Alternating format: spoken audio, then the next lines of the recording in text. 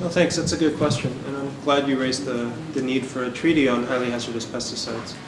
A lot of countries are struggling with pesticides. I think within the countries, if you speak with the relevant ministries that are having great challenges in trying to get a handle on the scale of the problem, you could find support.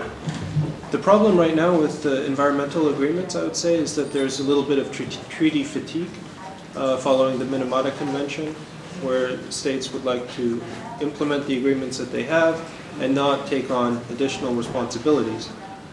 However, the problem of highly hazardous pesticides has been something on the agenda, on the international agenda, for decades, and it's not something that's going away anytime soon, given the indications that we have from states, from businesses, and others.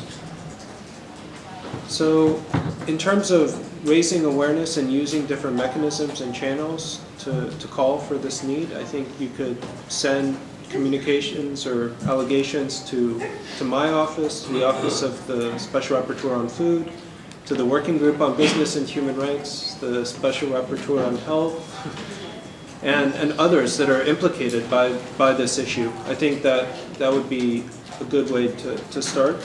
Another option, which you alluded to, is to use the treaty bodies and to make submissions when relevant states are being reviewed under those treaty bodies. For example, within the CRC, one country was under review because they were importing highly hazardous pesticides that were made in North America, and the CRC made a recommendation that they should stop that practice. They should stop importing those highly hazardous pesticides, which were decimating indigenous communities in that country.